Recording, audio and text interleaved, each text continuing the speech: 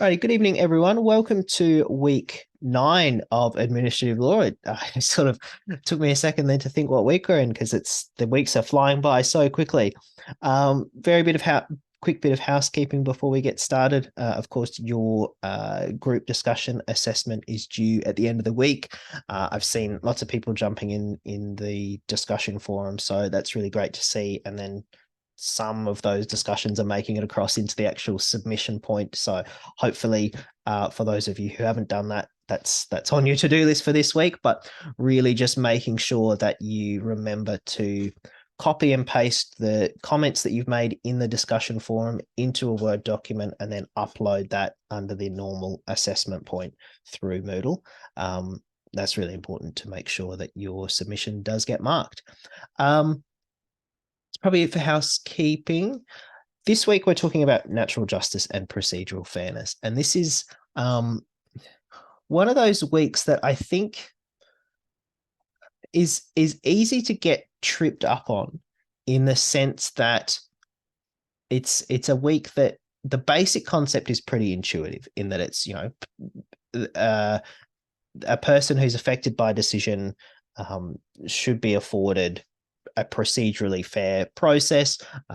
They should be given the opportunity to be heard. The decision should be free from bias. These are concepts that as people in a law school we kind of get intuitively, and that the basic instinct towards fairness and due process. It's probably why half of you joined law school in the first place, right? These sort of really fundamental appeals to fairness and justice.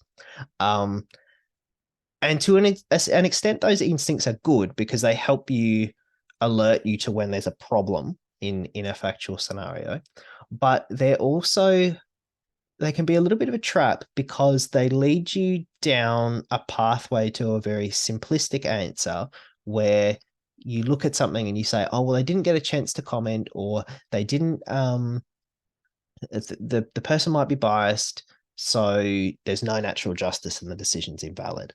And even though your conclusion may end up actually being right, there's a few more steps along the process. And in formulating a good natural justice procedural fairness answer, you need to be able to outline those in between steps. And so the key suggestion that I would make, and it's something that year after year on exams, I see people talk about natural justice and they get the first part right, in that they say that someone's been denied natural justice, but they skip a whole chunk of the discussion. And unfortunately, it means that they miss a whole chunk of marks. So I'm going to sort of talk through and step out how we should be thinking about structuring our answers in that regard, and how to give a complete answer, in the hopes that you can then incorporate that into your notes, and if it comes up on the exam, you're in a really good position to apply it skillfully and with the right level of critical analysis. So we need to think about natural justice and procedural fairness as falling under two steps, right? The first step being, when does natural justice apply? And even within that, there's a bit of a discussion to be had, right? In terms of, so we've got as a baseline, Section 5(1)(a) of the Administrative Decisions Judicial Review Act, saying that you could get a ground of review would be where there's been a breach of the rules of natural justice. But we also immediately, in thinking about 5(1)(a), immediately need to be thinking about Justice Mason's comments in Kiowa and West, that 5(1)(a) doesn't in itself give you the right for review on the breach of natural justice. There's got to be something from somewhere else to enliven the rules of natural justice. They'd not just automatically applied to any decision of the executive. There's got to be some other external reference point. Fortunately, Justice Brennan also in Keogh and West says there's a common law presumption that you would have natural justice. But what that means, well, two things that means. For one, your discussion of natural justice needs to include all those elements. So 51A, ground of review, Justice Mason in Keogh, it's not automatic. We've got to have some other external reference point. Justice Brennan in Keogh and West, that external reference point can be a common law presumption that natural justice will apply. The second thing that's important about that, though, is that it's just a presumption. And so Parliament can expressly outline that the rules of natural justice don't apply to a particular decision or particular decision-making process. So just being alert to that as well, that we can recognize, look, the starting point is that it will apply, even if we have to go through some steps to get there. But it's not guaranteed. It's not automatic. We do need to be thinking carefully about whether natural justice applies in a particular scenario or not. So that's the first step. The second step, and arguably the more important step, according to Justice Mason, is what does natural justice actually demand? What does natural justice in a particular scenario look like? And accordingly, has natural justice been given in this particular instance? Now, this is something that depends on the facts of the case, right? There's no exact or clear set of this is what natural justice will always look like. We have to be able to think carefully and give a nuanced account of what natural justice might look like or what natural justice might demand from case to case to case. And so these ideas that we've talked about in terms of the hearing rule and the rule against bias are really good starting points, and they're very commonly accepted ideas around what natural justice would demand. But we do need to be careful about the court's role here. We're not setting up an exact procedure that should have been followed, and if the decision maker deviated from that in any way, automatically it's a breach. No, we're instead thinking about these broader general principles like the opportunity to be heard and those sorts of things, rather than the specific instances of, well, how were they heard? And so just before we started recording, I got asked a really great question about how the opportunity for later review interacts with whether natural justice has been given or not. And so again, the broader answer is it depends on the case. It depends on the overall scenario, what natural justice would demand from case to case to case. But as a general rule, we can think about, well, if there's opportunities to be heard later and it's easy or straightforward to access those opportunities to be heard or opportunities for review, let's say an internal review, then the natural justice requirements in terms of being heard at first instance might be a little bit lower.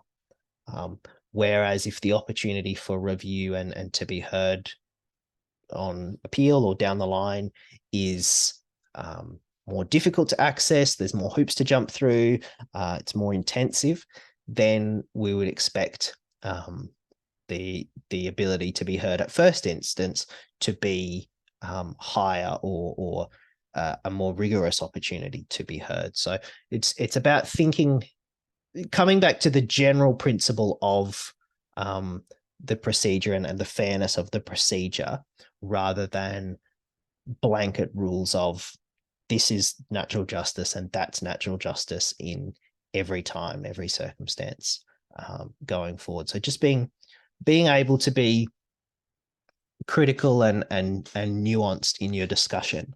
And so last week we talked about developing these sort of answer scripts that you can plug into your exam answers. Procedural fairness is a really good one because you can have so much of it already written in terms of when does it apply, all the 5.1a stuff, Justice Mason, Justice Brennan, you can have that like a whole paragraph pre-written, covering all that. And as long as, if you identify in the exam, oh, there's a natural justice issue, you can just plug that whole paragraph in, because that doesn't really change from case to case to case. Just your last sentence or two might need to be tweaked, on the off chance that the common law presumption was rebutted by Parliament's explicit intention. And then same with, well, what does natural justice demand? You can have a few sentences on Justice Mason's view that that's the more important question, but that it varies from case to case to case. And then you can fill all that time that you would have used in the exam writing all that early stuff, you can now use on discussing the facts of this case and what natural justice might look like, or what it might demand in this particular instance. So just sort of thinking strategically and efficiently about the way that you approach your exam preparation as much as anything else. So that's kind of the broad idea about what are we thinking about in terms of natural justice, and how might we structure our notes and our preparation. Are there any other questions about it in the broad sense before we move on to the tutorial questions?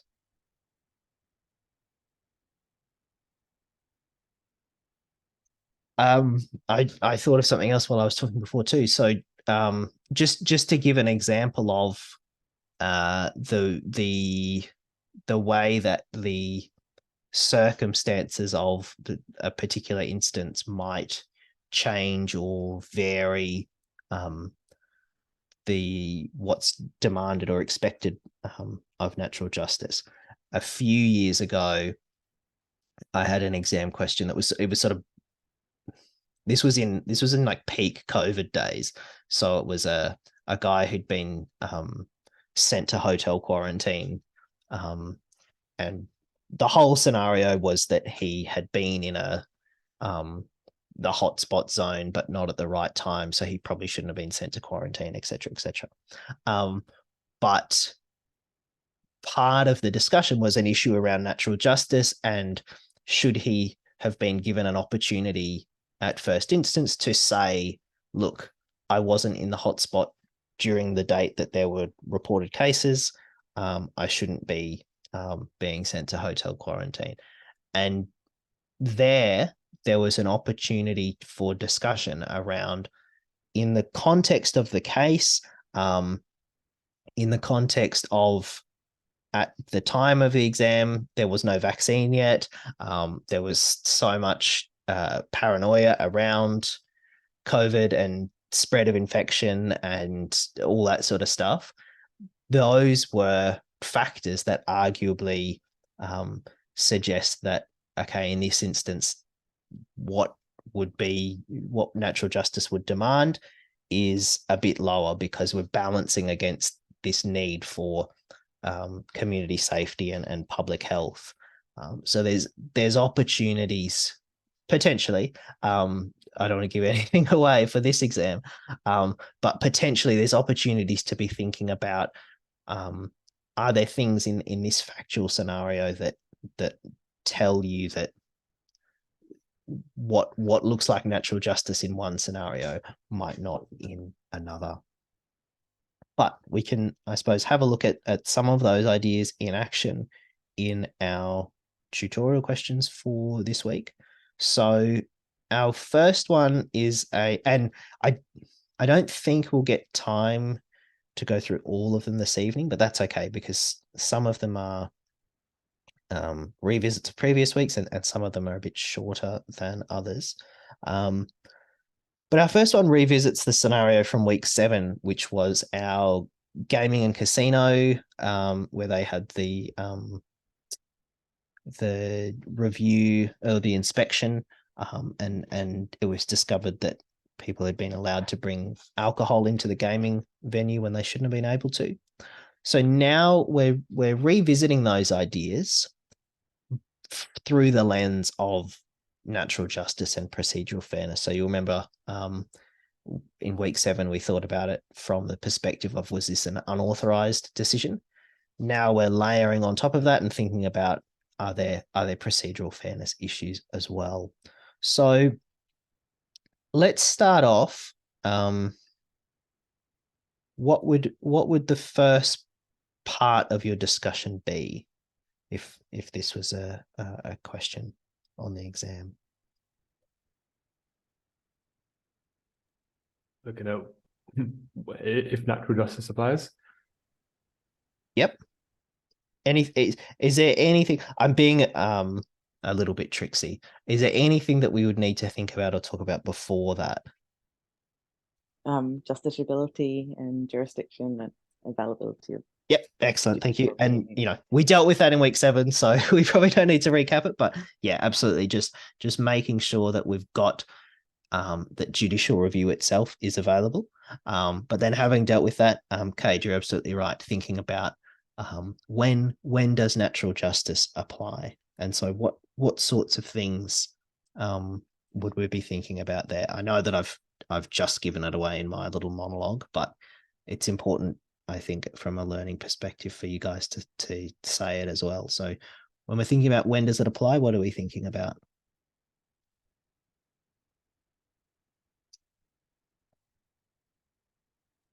I mean, obviously, we're looking at Section 5, 1A of the ADJR Act, but then, also recognizing that Mason J and Kiowa West says that doesn't impose an obligation. So we can look to the common law, I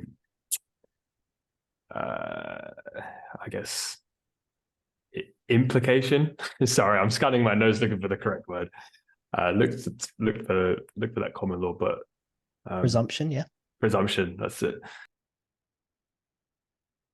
Yep, absolutely. And so thinking then about this specific, the Gaming and Casino Licensing Act, is there anything, as far as the sections that were given, is there anything in there that would rebut that presumption or indicate to us that Parliament didn't intend for natural justice to apply?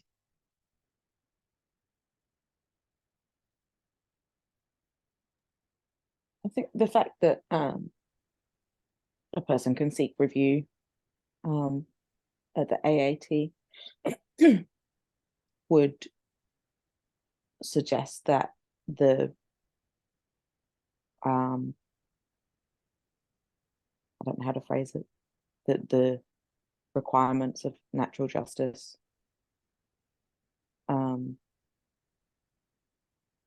wouldn't, I don't know what words to use, wouldn't be like as important. I think that would go to the ideas around what that sort of gets at the second issue of what would natural justice demand in this scenario, rather than necessarily evidencing an intention by Parliament that there shouldn't be natural justice. So I think it's good to point it out, but I'd think I'd hold it back in the discussion. I think what we could say for this question is that there's, as far as we can tell, there's no express intention to exclude natural justice or to say that natural justice wouldn't apply. One thing that we would need to navigate is the Section 26 procedures around the notice of the inquiry and how the officers conducting the inquiry may announce themselves to the venue but not required to do so, those sorts of things. There's a potential difficulty there around maybe some of that evidences and intention to limit natural justice or limit parts of where natural justice will apply. But even then, it's not an express intention by any means. So as a general rule, I think we'd have a reasonably compelling argument that natural justice does apply in this scenario. Jacob, sorry, do you mind if I just quickly ask? Yeah. How would that kind of, I'm just curious as how that might be worded in legislation, an express intention to suggest that natural justice wouldn't apply. Well, let's say it's this gaming scenario. Let's say let's say we've got 26.3. The procedure is that you've got to give 28 days notice. 26.4, they may announce themselves to the venue, but they're not required to do so. Let's say 26.5 says in conducting the review, or maybe in section 27, 28, 29, in terms of the decision-making process, they'd have to explicitly say the officer, or what's the body? The authority is not required to follow the principles of natural justice, or the authority is not required to observe procedural fairness in making the decision. There's I cannot think of the section number off the top of my head, but there are some good examples in the Migration Act that I'll dig up. I'm just writing myself a note to dig them up for you. But the Migration Act for sure has some that outline that the minister, in making certain decisions, is not required to follow natural justice when making particular decisions. So yeah, they're very, very explicit when they don't want it to arise. Thanks, Jacob. I was just curious when reading that, because I just couldn't imagine reading a statute and it just so blatantly saying, there'll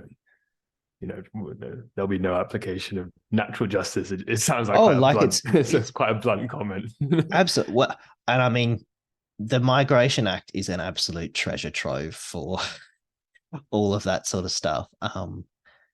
Because it sounds, when you think about how much of our justice system is designed on these really fundamental principles, it is really jarring to be like, you don't get it in this scenario. But yeah, I'll dig up the Migration Act examples, because yeah, they are a bit of a doozy, that's for sure. Okay, so let's say that procedural fairness does apply in this particular scenario. What's the content? So again, coming back to Keora and West, what do we think natural justice might demand in this instance? And what particular issues, drawing on these facts, do we think there might be?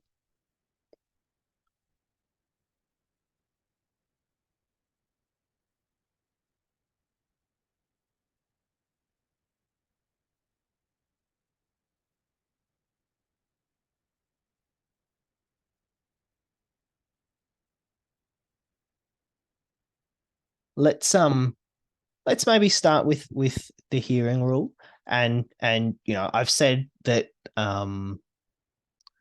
we do need to look at the facts of each case, and the hearing rule and the rule against bias, we don't just blindly and apply them as a complete blanket, but they're still really good starting points. So who can tell me a little bit about the hearing rule?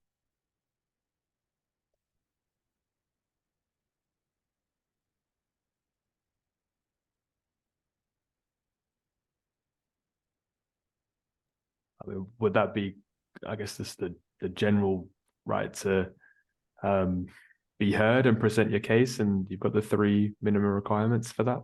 Yep, yeah. And what are those? That a person will receive notice that a decision will be made, and that there'll be disclosure of an outline or containing the substance of the information on which the decision is to be based, and then an opportunity to comment on that information as well. Yeah. And have those things happened in this instance?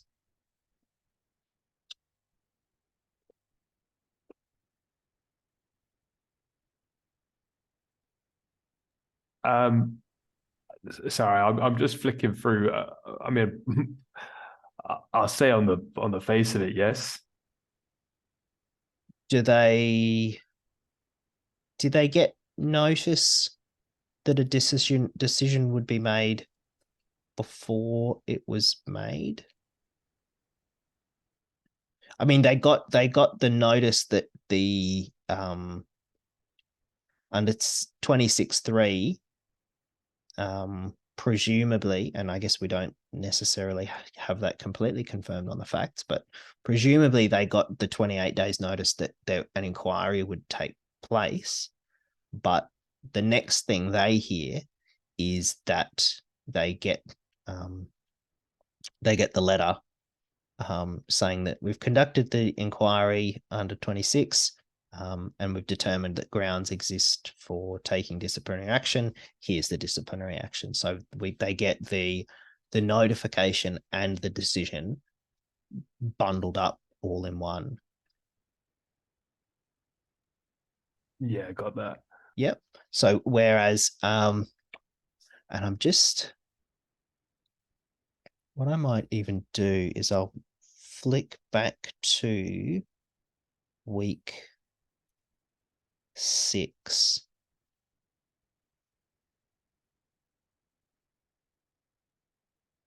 Yeah, so I'll just share with you.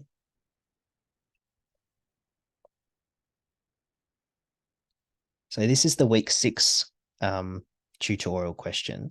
So the sort of the steps that they go through in this scenario are Fred applies, and he receives a letter from the AFB asking him to provide more information about previous complaints that he'd committed assault 3 years ago. He then gets the opportunity to give that further evidence, and then he gets the decision. So even then, arguably, there could have been more, because they could have said, at the moment, this issue around the assaults is weighing pretty heavily on our mind. But would you like to comment? But given that he applied for it, he knew that there would be a decision coming eventually. So arguably, it's not as big a deal. But there's a separation in the timelines where he's given the opportunity to comment on parts of the scenario or the key facts on which the decision is going to be made.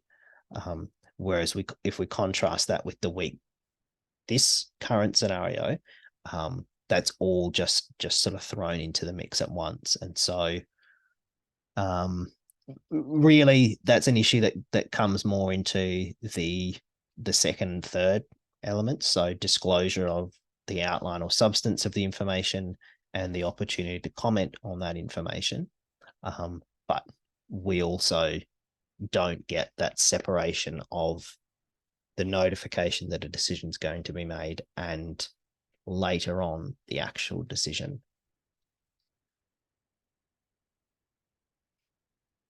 So so thinking about the disclosure of the outline or substance of the information and then the opportunity to comment on that,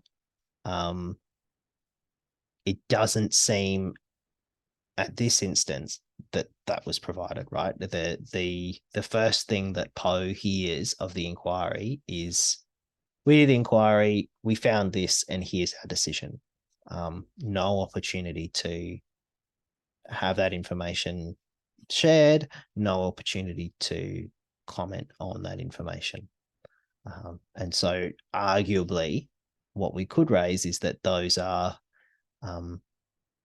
that's a breach the hearing rule because they didn't because Poe didn't get that opportunity to raise any issues or comment on it. Because I think in week 7 we talked about we don't know, maybe the beers were non-alcoholic or something, and to the officers it just looked like, oh, they've got a beer. But if Poe had been given the opportunity to comment on the information before the decision was made, she could have said, oh, look, that was an easy mistake to make. I understand they're non-alcoholic beers. Look, here's our inventory list, or some other evidence, able to correct the record and make sure that the decision is made on the correct information before that decision is made. Counter argument to that would be Alison's point around the availability of review at the tribunal. Arguably, that lessens the onus on the authority to provide the opportunity to be heard, because Poe or the licensee has that avenue for going to the AAT. Two things that I think that Poe could say in response to that would be, for one, even going to the AAT is it's not an insignificant burden, right? There's still a lot of time and cost involved. We could compare that to some sort of internal review or department level review that's quicker or cheaper or even free, which would be more in line with natural justice, not necessarily needing to be applied.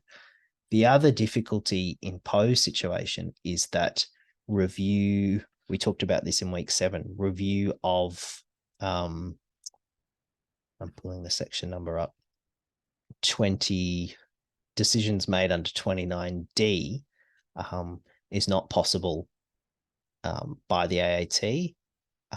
And so this particular decision doesn't have that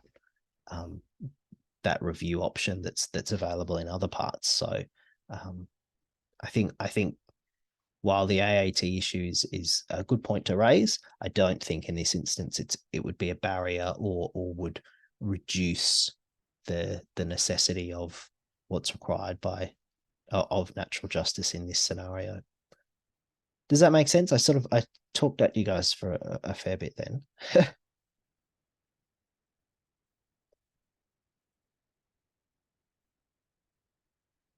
So I guess it makes sense.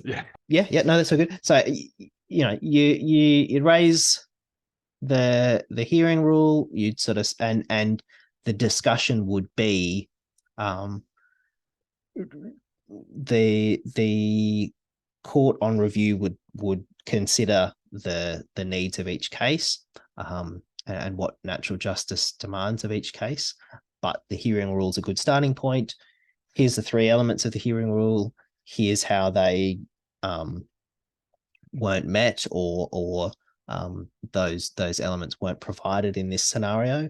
And so what Poe would argue is that had she been given the opportunity to be heard, there might have been things that she could have said or done that would have made a significant difference in the way that the decision was made. The other thing that would be really important to include in that discussion, and this is an absolute a great way to show off your knowledge and to really pick up some great application marks, is to outline, just as importantly, what you're not arguing. So you're not asking the court to set up definite ideas around or dictate how the inquiry should have been conducted.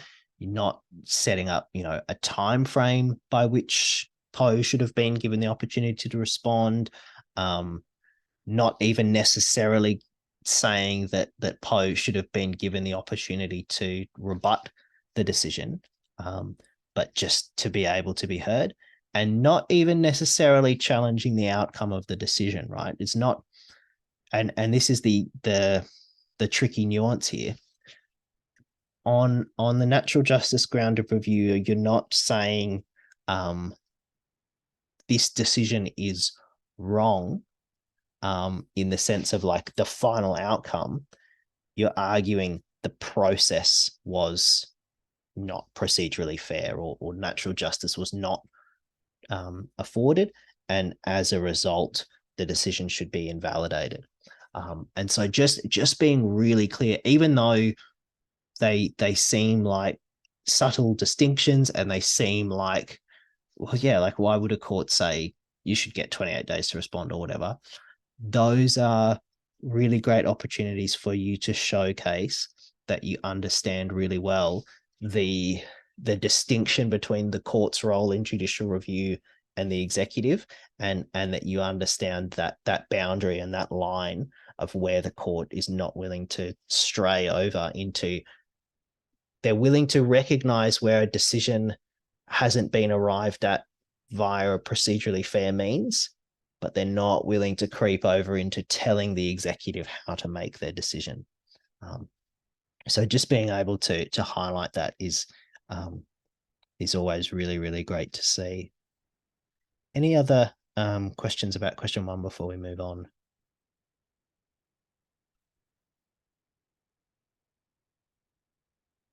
No? Okay, cool. Let's look at question 2. So here we've got a TV interview with the, at the time, Minister for Immigration and Border Protection, Scott Tomlinson, who said that as Minister for Immigration and Border Protection, I have very strong reservations about people applying for Australian resident visas who claim to have an epiphany and claim to be good and honourable men despite having committed serious crimes and atrocities in the past as jihadi fighters abroad. These people are heavily radicalised by their war experiences, and they pose a danger to our community, even if they appear respectable today by running a string of businesses in Sydney or elsewhere.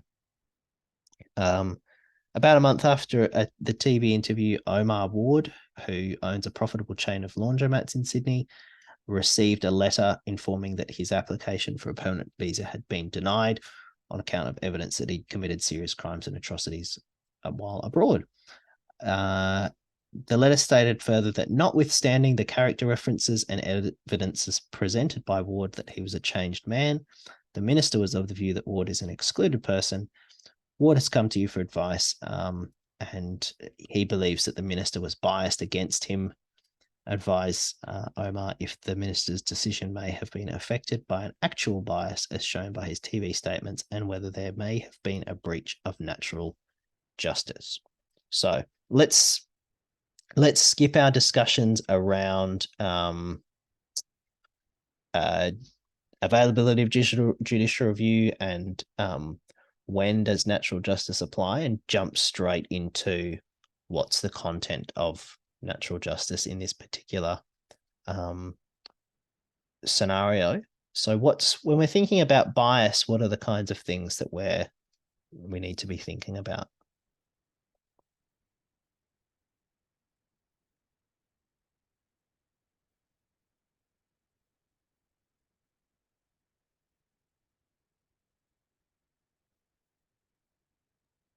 I think you've got, just to start off with, the general test from Laws Against Australian Broadcasting Tribunal. Yeah. Yep. So that being that the test is whether a fair-minded person might reasonably suspect that the decision maker might not resolve the issue with a fair and unprejudiced. Yep. And so does in deciding that or working that out, does the decision maker's mind have to be a complete blank slate, a blank canvas? No, I think the question is more if it's open to persuasion. Yep, absolutely. And so that's Chief Justice Gleeson in GIA. Excellent. So in terms of identifying the the rules and the test cases to guide our discussion. That's a really great starting point. So looking at these facts, do we think that a fair-minded person might reasonably suspect that the minister would resolve this with a prejudiced or unprejudiced mind? I hope so. You hope that the minister would resolve it with an unprejudiced mind, or you hope that a reasonably minded person would think that they would resolve it with an prejudiced mind? It's a tongue twister. It is. I think I meant that I would hope that the fair-minded person would reasonably suspect that this decision maker is not resolving the issue with a fair, unprejudiced mind. Okay, so you'd hope that a fair-minded person would think that there's bias here. Yes. Would you? Yeah, we'll go to the shortcut. Yeah. Okay. And why is that? What in particular makes you think that there might be this issue? Well, I think just looking at just purely on the facts, just to start off with, I think that just the general comment of these people being heavily radicalized by war experiences, posing a potential danger. I mean, I think it's quite clear almost in the wording, but I also found quite interesting from the notes that the bias can be actual, but also apprehended. And I think that keeping that in mind to his whole comments, if you couldn't apply it actually, I mean, it's almost guaranteed to be apprehensive. Yeah. So sort of thinking about, the standard for actual bias is quite hard and would be quite difficult to prove, but we've got apprehended or perceived bias as a fallback argument as well. Yeah, that's a good one. So the comments about I suppose the general language choices are important, and the way that this group of people are spoken about, I suppose, sets the tone for that discussion. But the thing, and maybe you were going to come to this as well, Cade, but when we're thinking about whether the decision maker's mind was open to persuasion, there's two things that really leap out with these comments. And the first is the reference to the string of businesses in Sydney is just eerily close to Omar's situation. And so there's in terms of thinking about what a fair-minded person might think, the closeness of that reference leaps out as really pointing to this isn't necessarily it might be a general view that the minister has, but it's also one that is very likely to be quite clearly targeted at Omar. The second thing is the comment about notwithstanding.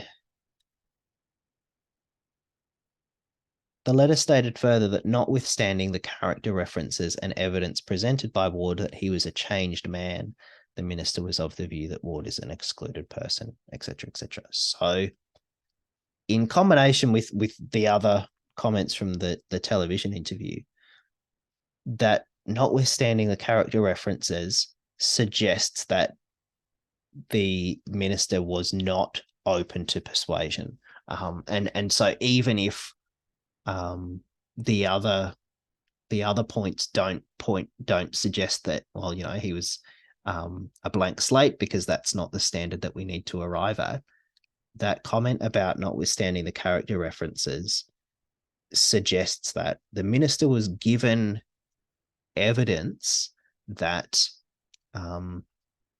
that Omar was a changed person, and we don't necessarily know what those comments were or anything like that. But on the facts that we're given, the minister was given evidence that he's a changed person, that the things that he's done in the past, it's in the past, and he's moved on, and he's eligible and worthy for this visa.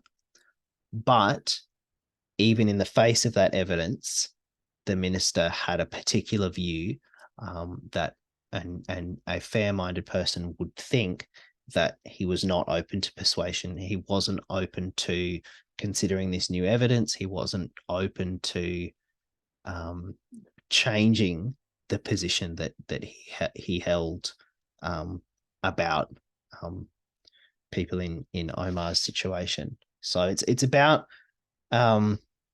really tying it back and trying to pull in the language from those cases and attaching that to the scenario here, and that notwithstanding the character references is, I think, the strongest part of that.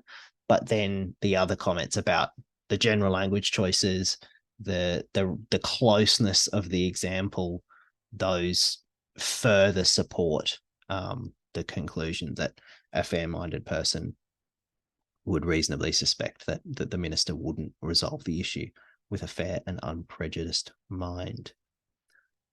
Any other comments on that one? Sorry, guys. I don't want to be taking up all the discussion time. But there's just one question I have on this. So, and I'll try and formulate my words because it's been a long day. But in this instance, if this application for Australian visa has been denied on account of evidence that he has committed serious crimes and atrocities, then obviously that's quite a good initial rationale to deny a visa application. If there's character references and evidence presented that he's a changed man, if that's mentioned as being notwithstanding on a decision, but not enough to then justify changing the initial decision, it's still regarded as bias for not contemplating that information in the decision? It's a great question, and it highlights so much of what we're trying to do, not only in natural justice but with administrative law generally. Our focus is on the process by which the decision was made, not necessarily the decision itself, in the sense that and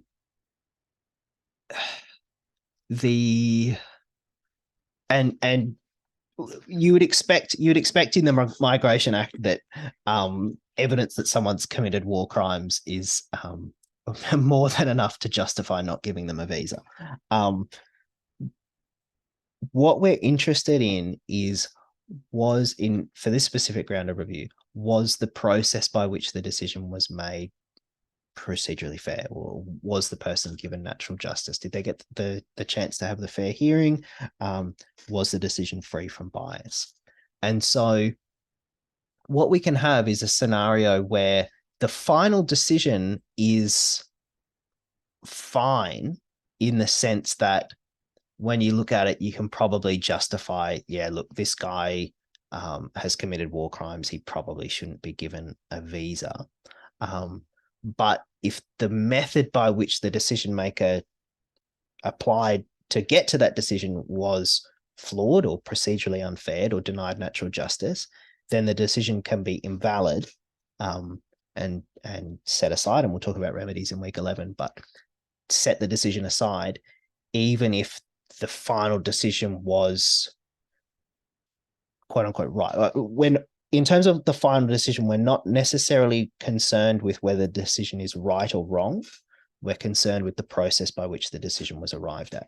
So in this scenario, there's a possibility that the decision is invalidated on the grounds that it was procedurally unfair because the decision maker was biased, the decision gets set aside, and then it goes back to the decision maker to be remade.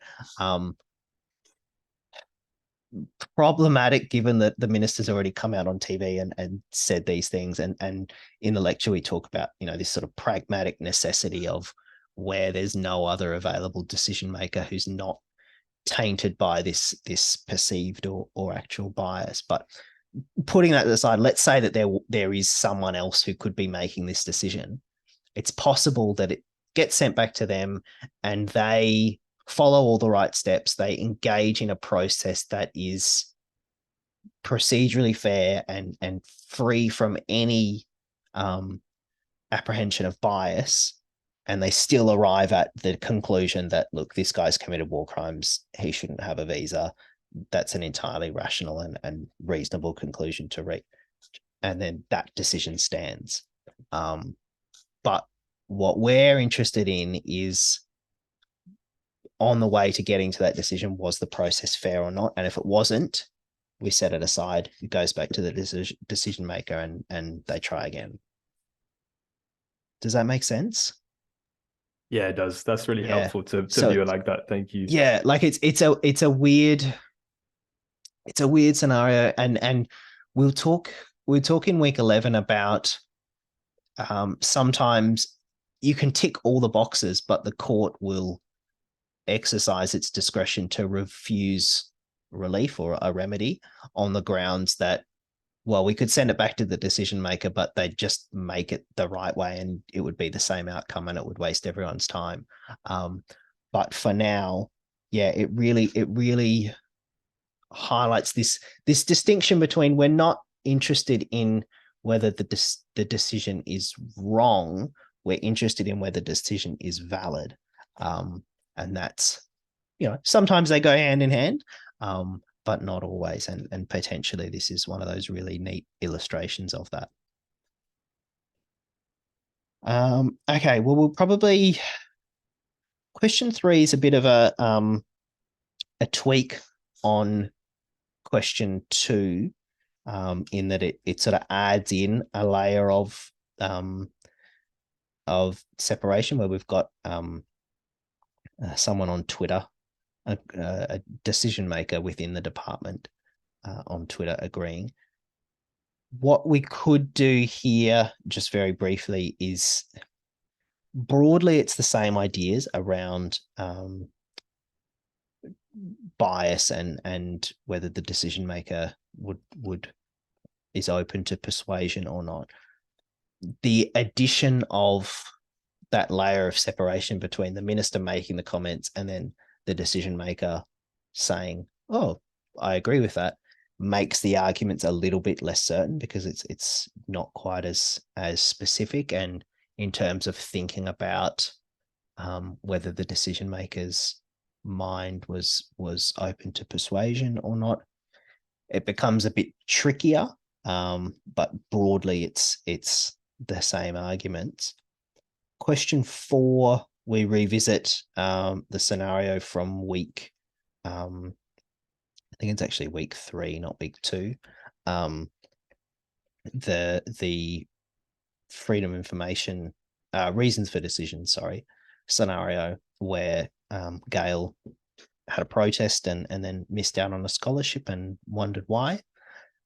And again, we're thinking potentially bias of some description.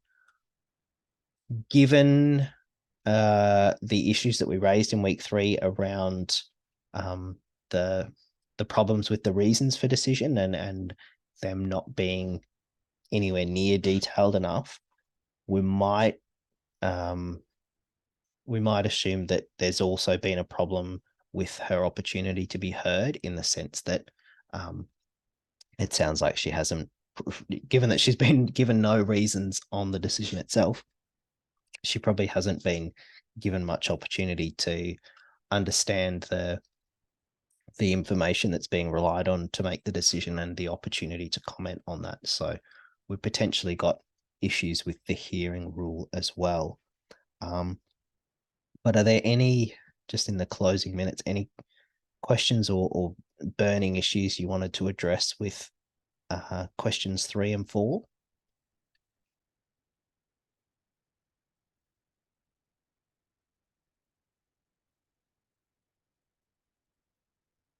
No, that's all good. If you think of anything, of course, feel free to send me an email or get in touch via Teams. But yeah, otherwise we can leave it at that. Really great discussion. So thank you all for coming along.